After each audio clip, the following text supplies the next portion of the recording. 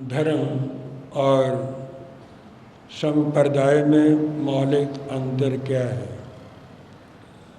ये मैं आपको विगत प्रवचनों में यथाशक्ति समझा चुका हूँ। हर एक संप्रदाय में हम देखते हैं चार बातें अवश्य पाई जाती, जिन्हें हम सिम्बोलॉजी, फिलॉसफी, रिचुअलिटी एंड मॉरलिटी कह सकते हैं। हर एक संप्रदाय की अपनी एक वेशभूषा है।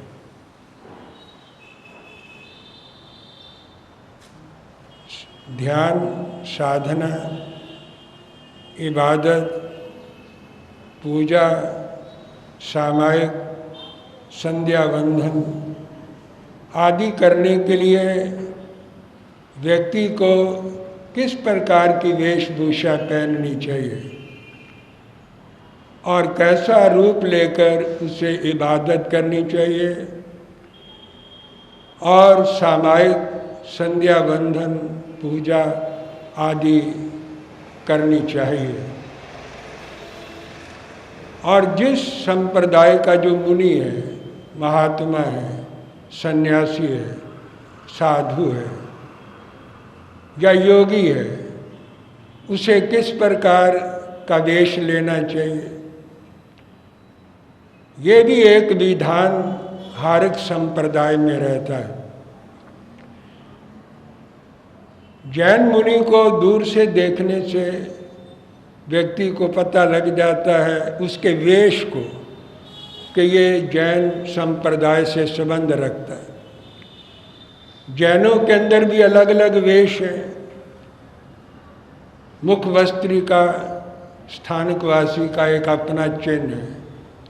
सफ़ेद वस्त्र उसका अपना एक वेश, विशेष वेश है। कोई ऐसे संत हैं जो पीतांबर वस्त्र पहनते हैं, पीत वस्त्र पहनते हैं, वो पीतांबर है। वो हाथ में ही मुख वस्त्र का रखते हैं। एक ही मुख वस्त्र का जरा लंबी होती है और कोई नगन ही रहता है। तो नगन मुनि को देखकर लोग समझ जाते हैं ये दिगंबर आमनाएं से संबंध रखता है। श्वेत वस्त्र मुख वस्त्र का देखकर स्थानकवासी तेरापंथी का ध्यान आता है।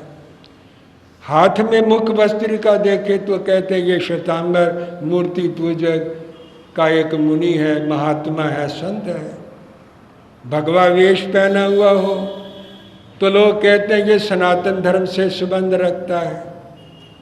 हर एक संप्रदाय की अपनी सिम्बोलॉजी है, अपने सिंबल्स हैं, अपना एक यूनिफॉर्म है, अपनी एक वेशभूषा है। लेकिन वेशभूषा से धर्म का कोई संबंध नहीं। स्कूल में बच्चे पढ़ते हैं, स्कूल की कमेटी जो है वो बच्चों के लिए एक अलग यूनिफॉर्म बना देती। तो क्या उस स्कूल की यूनिफॉर्म पहनने से काबिलियत आ जाएगी, योग्यता आ जाएगी?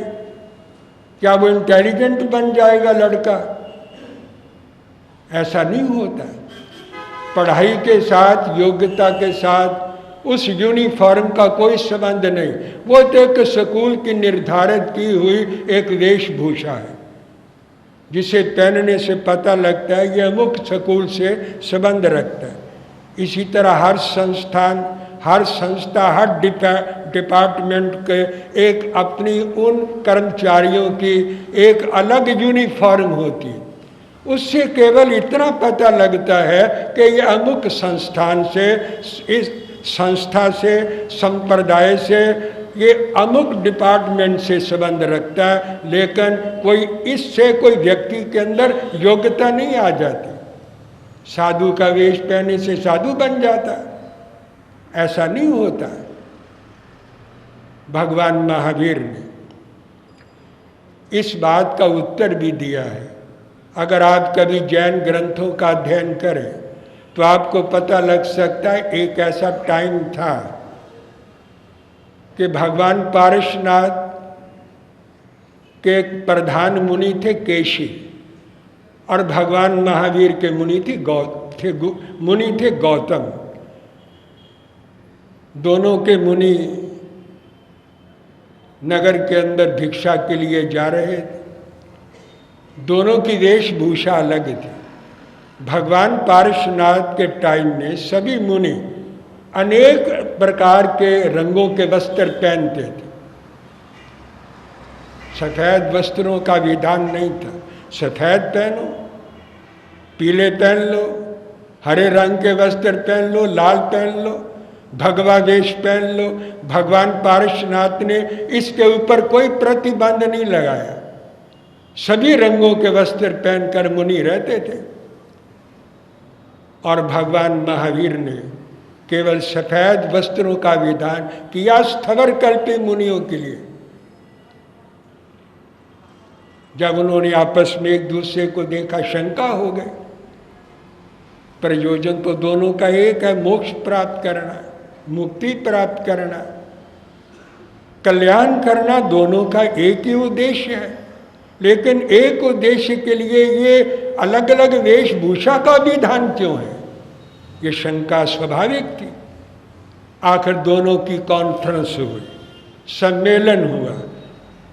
तो उस कॉन्फ्रेंस के अंदर केशी ने गौतम से पूछा, आपके जीवन का, आपकी साधना का और हमारी साधना का एक ही प्रयोजन है, मुक्ति प्राप्त करना। लेकिन मैं देख रहा हूं आपका वेश और है और हमारा वेश और है। ये डिफरेंस क्यों है? ये अंतर क्यों है? ये भेद क्यों रखा गया है? तो गौतम ने इस प्रश्न का उत्तर देते हुए कहा, पच्चत्थं च लोकस्य नाना विगप्पनम जत्तत्थं गहनतम लोगे लिंग पयोयानम। ये जो सिंबोलॉजी है, वेशभूषा है, इसका साधना के साथ कोई संबंध नहीं। इसके तीन प्रयोजन है। पच्चत्थं च लोकस्य, लोक की प्रतीति के लिए, विश्वास के लिए कि ये मुनि है, ये महात्मा है, ये संत है, ये विश्वास बनाने के लिए ये वेश धारण किया जाता है। दूसरा, यत् तत्थम, जीवन का निर्वाह करने के लिए, समाज के अंदर घुल मिल कर के रहने के लिए, एक दूसरे के निकट आने के लिए और एक दूसरे के घरों के अंदर आने जाने के लिए, आपस में मिल बैठने के लिए वेश की जरूरत है। कोई भी वेश पहन लो। भगवान महावीर के दर्शन में ये बात कही गई कि मोक्ष अपने वेश में भी हो जाता है और मोक्ष दूसरे धर्म के वेश में भी हो सकता है और गृहस्थ के वेश में भी हो सकता है। इसीलिए गृहलिंग सिद्धा, अन्नलिंग सिद्धा, स्वलिंग सिद्धा कहा है कि अपने धर्म का वेश हो तब भी कल्याण हो सकता है, किसी दूसरे धर्म का वेश धारण कर ले तब भी कल्याण हो सकता है। अगर मुनि का वेश ना भी हो, गृहस्थी का ही वेश हो, गृहस्थी के ही कपड़े हो और साधना में अगर ज्ञान दर्शन कीर्तन की उच्च साधना अगर वो कर लेता है तो वो गृहस्थी के वेश के अंदर ही मोक्ष प्राप्त कर सकता है। वेश की कोई प्रधानता नहीं, केवल ये लोक की प्रतीति के लिए या समाज में घुल मिलकर रहने के लिए है, या तीसरा शरीर की रक्षा के लिए, सर्दी गर्मी से अपने आप को बचाने के लिए और स्वास्थ्य की रक्षा करने के लिए वेश लिया जाता है। तो मैं ज़्यादा ना कहूँ, अन्य तीन बातों के ऊपर भी मुझे कुछ समझाना है। तो सिंबोलॉजी हर धर्म की है और वो डिफरेंट है, अलग है, उसके अंदर भेद है, उसके अंदर अंतर है। लेकिन उसके अंतर को देख करके ये नहीं सोचना चाहिए कि धर्म के अंदर भी अंतर है। धर्म के साथ वेश का कोई संबंध नहीं है, इसके तीन ही प्रयोजन है।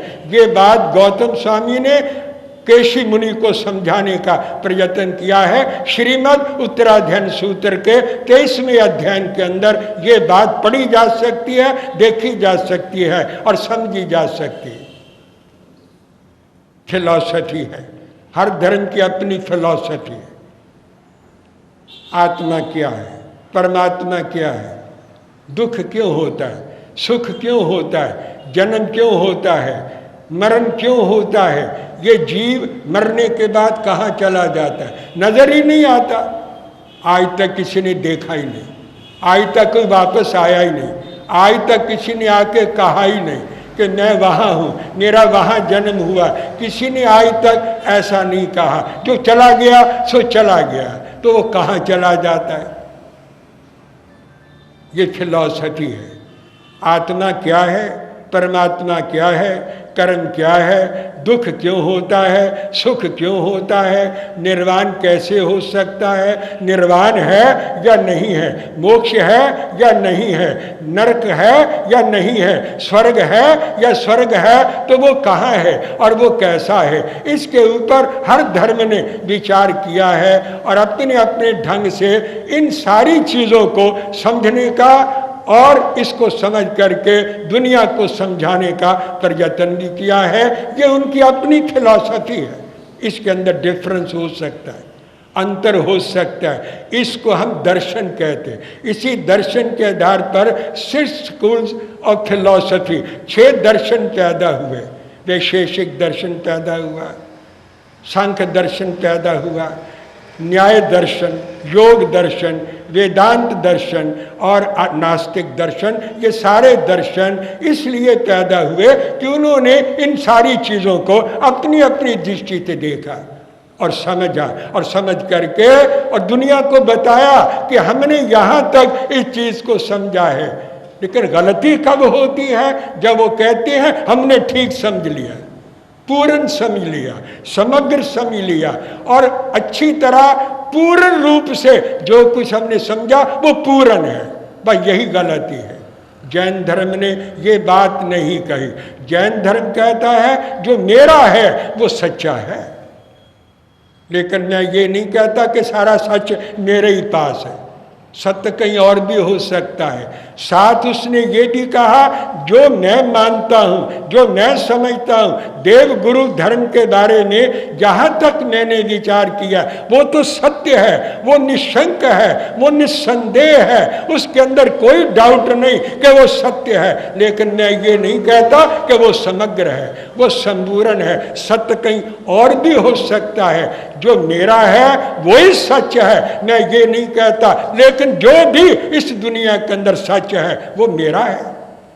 और वो सत्य कहीं भी मुझे मिले, किसी ग्रंथ में मिले, किसी महान पुरुष के पास मिले, किसी संत के पास से वो चीज़ मिले जो सत्य है और आत्मा की कसौटी के ऊपर ठीक उतरती है, मैं उसको उदार हृदय से, प्रबुद्ध हृदय से ग्रहण करने के लिए तैयार हूँ। तो फिलॉसफी में फर्क है। एक रिचुअलिटी है, रीति रिवाज। सब संप्रदायों के रीति रिवाज अलग है। जैनों की साधना करने की रीति अलग है, पूजा की रीति अलग है, इबादत करने की रीति अलग है, विवाह शादियों के रीति रिवाज सबके अलग है। जब किसी की मृत्यु हो जाती है, कोई 3 दिन के अंदर ही भोग डाल देता है, कोई 13 दिन तक शोक मनाता है, तब उसकी क्रिया करता है। कोई गंगा जी जाता है, कोई गया जी जाता है, वहाँ जा कर के फूल बहा करके आता है, कोई ये नहीं करता है। ये सबके रीति रिवाज अलग हैं, लेकिन इन रीति रिवाजों का धर्म के साथ कोई संबंध नहीं। हाँ, धर्म के आधार पर रीति रिवाज बनाए जाते हैं और यही संस्कृति है। संस्कृति क्या है? धर्म और संस्कृति के अंदर मौलिक अंतर यह है कि धर्म के आधार पर संस्कार बनाए जाते, जन्म से ही बनाते। बच्चा पैदा होता आप नवकार मंत्र सिखाते, आप मंत्र नवकार मंत्र सिखाते। और सनातन धर्म में बच्चे का जन्म होता है वो गायत्री मंत्र सिखाते, वो गायत्री मंत्र पढ़ाते। तो इसका मतलब यह है कि जो गायत्री मंत्र पढ़ता है वो धार्मिक हो गया, जो नवकार मंत्र पढ़ता है वो धार्मिक नहीं है। नवकार मंत्र भी इसलिए सिखाया जाता है उसके अंदर धर्म के संस्कार आए और गायत्री मंत्र भी इसीलिए पढ़ाया जाता है कि उसके अंदर धर्म के संस्कारों की प्रतिष्ठा हो। उद्देश्य दोनों का एक ही है, मंत्र दोनों के अलग अलग हैं, लेकिन अलग अलग मंत्रों को देखकर हम ये नहीं कह सकते हैं कि ये मंत्र बड़ा है, ये मंत्र छोटा है। मंत्र का जो उद्देश्य है वो तो संस्कारों की प्रतिष्ठा करना है। एक नमकार मंत्र पढ़ता है, संस्कारी नहीं बनता, वो श्रृंखल बना रहता है, वो दंड बना रहता है, तो नमकार मंत्र का प्रभाव उस पर नहीं पड़ता। एक गायत्री मंत्र पढ़ता है वो बच्चा संस्कारित हो जाता है, अच्छा हो जाता है। एक नमकार मंत्र पढ़ करके संस्कारित हो जाता है। इसका मतलब जिसने अपने अंदर संस्कार धारण कर लिए वो धार्मिक बन गया। मंत्र तो केवल एक साधन है, एक निमित्त है, एक मीडिया है, उसके द्वारा हम अपने संस्कारों का परिमार्जन करते हैं और उसे परिष्कृत करते हैं, उसे अच्छा बनाते हैं, उत्तम बनाते हैं। अगर वो चीज़ बन जाती है तो मंत्र पाठ करना अच्छा हो जाता है। लेकिन हम ये तो नहीं कह सकते ये मंत्र खराब है, ये मंत्र बुरा है, ऐसा कहना तो राग द्वेष हो जाएगा। तो मैंने आपको कहा संस्कृति संस्कार के ऊपर आधारित है। धर्म के आधार पर, मंत्रों का आधार लेकर, गुरु की वाणी का आधार लेकर, शास्त्र का आधार लेकर हम अपने जीवन के अंदर अच्छे संस्कारों की प्रतिष्ठा करते हैं। जब संस्कार अच्छे हो जाते हैं तो विचार अच्छे हो जाते हैं। जब विचार अच्छा हो गया तो आचरण अच्छा हो जाता है। जब आचरण अच्छा हो गया तो व्यक्ति फिर जाकर धर्म के अंदर प्रतिष्ठित होता है। धर्म का आधार ना तो सिंबोलॉजी है, ना फिलॉसफी है, ना रिचुअलिटी है। धर्म का अगर कोई आधार है तो वो आपकी धार्मिकता है, आपकी आचार संहिता है। जितनी आचार संहिता ऊंची होती है जिस संप्रदाय की, वो संप्रदाय धार्मिक दृष्टि से उतना ऊंचा माना जाता है। आगे की जो चीज़ है, चौथी चीज, वह है मॉरलिटी। बस यही धर्म है और ये सारे धर्मों के अंदर है। मुस्लिम लोग कहते हैं इबादत करो, रोजा रखो, नमाज पढ़ो, 5 बार पढ़ो, 1 बार नहीं 5 बार नमाज पढ़नी चाहिए। अल्लाह को 5 बार याद करना चाहिए और उससे डरना चाहिए। खैरात भी करनी चाहिए। ये उनकी अपनी मॉरलिटी है। यही बात सनातन धर्म कहता है। ईश्वर की उपासना करनी चाहिए, पूजा करनी चाहिए, संध्या वंदन दोनों टाइम व्यक्ति को करना चाहिए। ये उनकी अपनी एक मॉरलिटी, अपनी आचार संहिता है। जैन धर्म भी ये कहता है कि पूजा करो या सामायिक करो, समभाव में रहो, समता में रहो, राग द्वेष को दूर करो, वैर विरोध को दूर करो। ये जैन धर्म भी कहता है। तो ये एक आचार संहिता है। अहिंसा, सत्य, अस्तेय, ब्रह्मचर्य, अपरिग्रह, ये जो 5 व्रत हैं ये योग शास्त्र में भी पाए जाते हैं। पंचशील बौद्ध धर्म के ग्रंथों के अंदर भी पाया जाता है। और ये पंचशील का सिद्धांत अगर बौद्ध धर्म के अंदर है तो लोक जीवन के अंदर भी इसको स्वीकार किया गया है कि विश्व के अंदर अगर शांति हो सकती है तो ये 5 महाव्रत और पंचशील ही दुनिया के अंदर शांति उत्पन्न कर सकता है और पैदा कर सकता है। यह आचार संहिता है। इसका संबंध मॉरलिटी के साथ है। और मैं आपको कहूं, सिंबोलॉजी बाहर की चीज है, फिलॉसफी बुद्धि की चीज है, रिचुअलिटी समाज की चीज है। लेकिन जो आचार संहिता है, मॉरलिटी है, वो आत्मा की चीज है। ये 3 चीजें यहां रह जाएंगी। सिंबोलॉजी गई, जब साधु गुजर जाता है, उसका निधन हो जाता है, उसका काल हो जाता है, स्वर्गवास हो जाता है, शमशान में ले जाकर चाहे चंदन डालो चाहे लकड़ियां डालो, चंदन भी जला देता है, लकड़ियां भी जला देती हैं, शरीर खत्म हो जाता है। और शरीर के साथ जिस वेश की पूजा होती है वो वेश आग के अंदर दग्ध हो जाता है, खत्म हो जाता है। तो वेश कहाँ रहता है? वेश भी नहीं रहता और फिलॉसफी भी नहीं रहती। मैं इतनी बातें कर रहा हूं, ये कौन करेगा?